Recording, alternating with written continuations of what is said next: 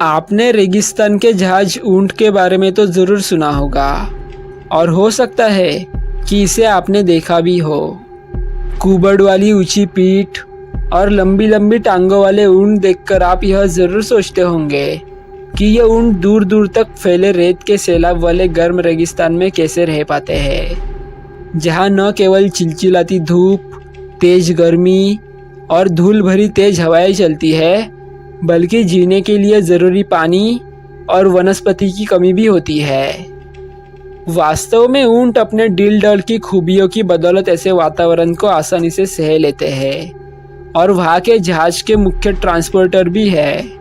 वे पानी के जहाज की तरह रेतीले सैलाब और टीलों पर आसानी से चल सकते हैं और अपनी पीठ पर सवारी के साथ साथ सामान भी ले जाते हैं। यही कारण है कि उन्हें रेगिस्तान का जहाज भी कहा जाता है। आपको मालूम होगा कि रेगिस्तान दुनिया भर के 7वें हिस्से में फैले हुए हैं और ये गर्मी नहीं, ठंडे भी होते हैं। रेगिस्तानी मौसम के हिसाब से आज दुनिया भर में 2 तरह के ऊंट पाए जाते हैं। पहला, कुबड़ वाले ड्रोमेड्रीज या अरेबियन ऊंट। ये ऊंट लीबिया में सहारा, अफ्रीका का कलाहारी, अरेबियन पेनिनसुला के पास अरब रेगिस्तान, ऑस्ट्रेलिया के ग्रेट सैंडी डेजर्ट, माजोवा, सोनारन, भारत के थार मरुस्थल, जहाँ दिन के समय बहुत गर्मी होती है और तापमान लगभग 50 डिग्री तक होता है, इन सारे रेगिस्तान में ये ऊंट पाए जाते हैं। दूसरे कुबड़ वाले बैकेट्रियन ऊंट। अंटार्कटिका, ग्रीनलैंड, भारत के लेह कारगिल, सियाचिन के बर्फीले रेगिस्तान, इन सारे मरुस्थलों में पाए जाते हैं। यहाँ का तापमान 20 से 40 डिग्री तक नीचे गिर जाता है और हड्डियों को कपकपा देने वाली सर्दी होती है। कुबड़ वाले ऊंटों की खासियत होती है कि यह बर्फीले रेगिस्तान हो या गर्म, ज़रूरत पड़ने पर हर जगह रह सकते हैं।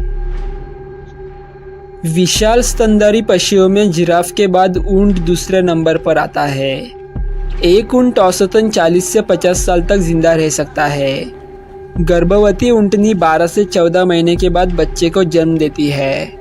जन्म के समय नवजात ऊंट 50 से 70 किलोग्राम वजन का और तकरीबन 90 सेंटीमीटर लंबा होता है। आमतौर पर नवजात ऊंट जन्म के 2 घंटे बाद खड़ा हो जाता है। वह अपनी माँ का दूध 1 साल तक पीता है और फिर खाना खाने लगता है। एक वयस्क ऊंट तकरीबन 7 फीट लंबा होता है। उसका वजन 400 से 600 किलोग्राम तक होता है। अरेबियन ऊंट बैकेट्रियन ऊंटों की तुलना में अधिक लंबा होता है, लेकिन बैकेट्रियन ऊंट उससे अधिक भारी और मजबूत होता है। वह अपनी पीठ पर 150 से 300 किलोग्राम वजन उठा सकता है।